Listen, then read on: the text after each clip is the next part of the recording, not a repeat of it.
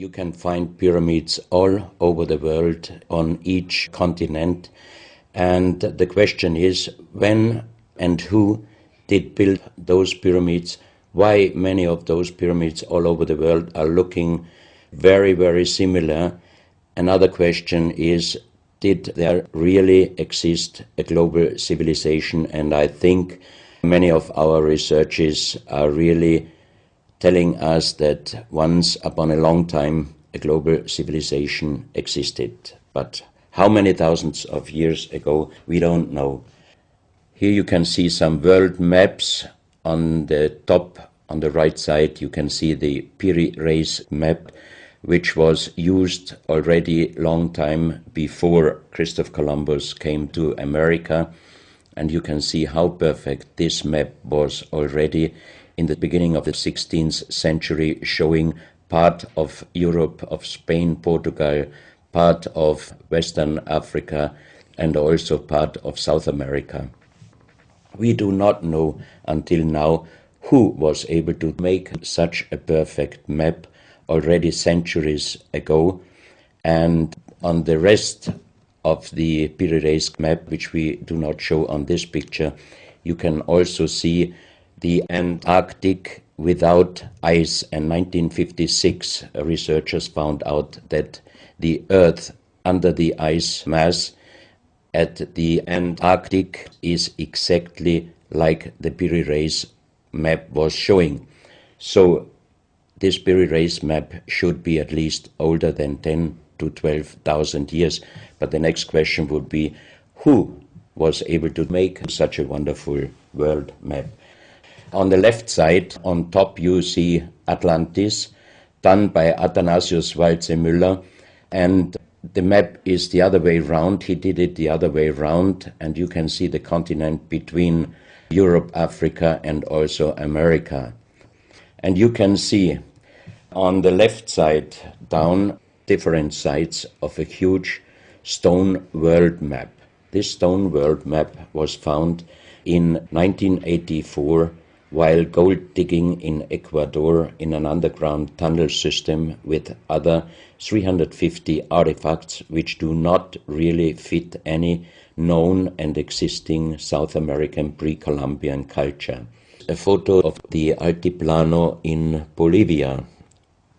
Archaeologists and researchers found out that at least before 4,000 years there was happened a very big impact in Argentina, and the shock wave of this big impact destroyed many stone buildings in the Altiplano of Bolivia.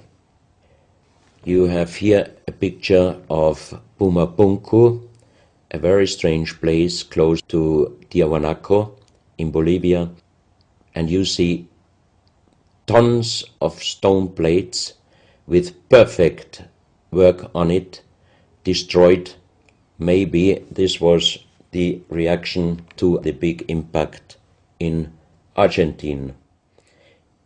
Here you have my friend Giancarlo Bonfanti, Italian researcher, in the center of the so-called Sun Gate in Tiahuanaco in Bolivia, and some researchers write that the figurines on top of this side of the Sun Gate are showing the Venus calendar.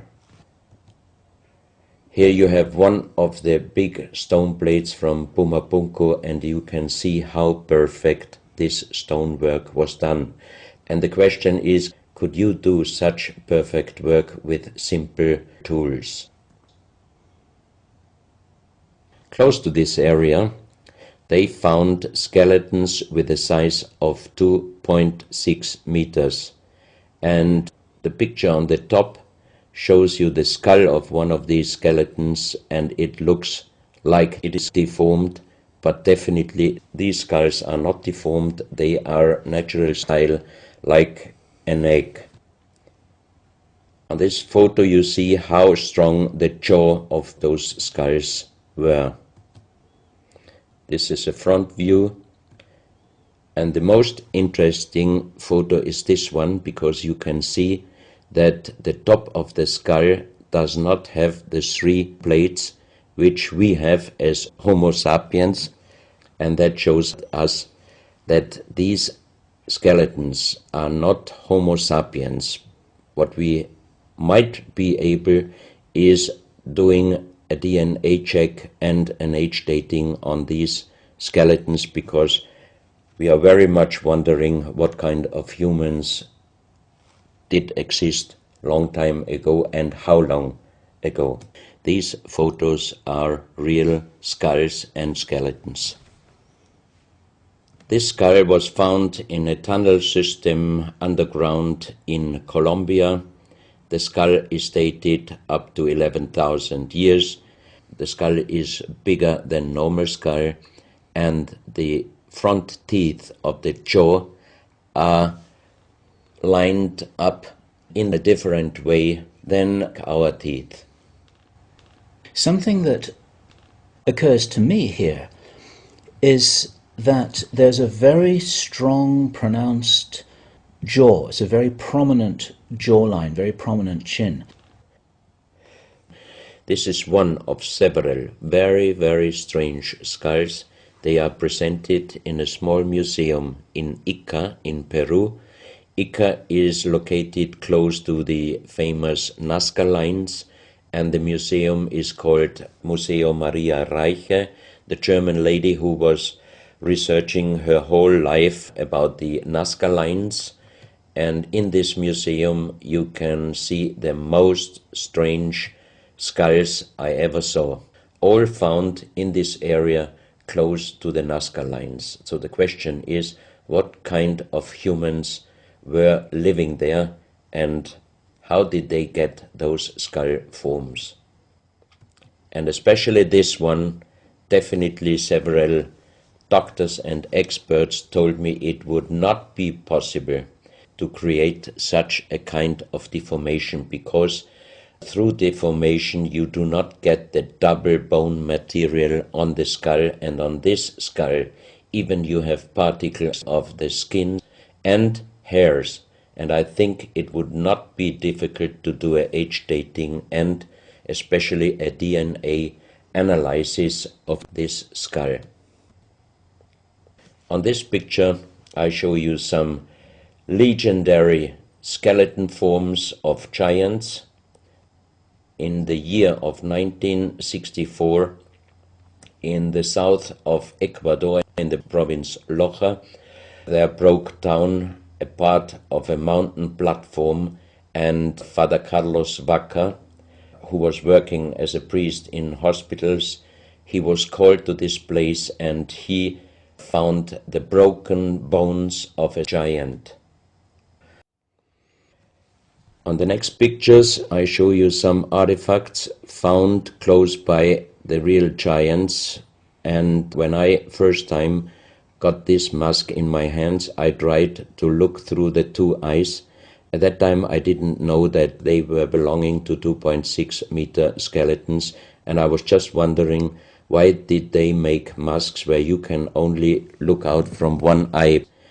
But after knowing that those people were over 2.5 meters, I could imagine that their skull was of course bigger than our skull, and that's why these masks were for us oversized. That's another mask from Bolivia, another one with very wonderful encarving, many spirals and many symbols, which we also found in many other cultures. This is a very heavy stone figurine, and again here you can see on the top the head of a snake going down on his backside. This is the reverse side. You can see again the snake. So that means the snake must have been a very, very important animal in the past of our history. Here you can see a stone flute.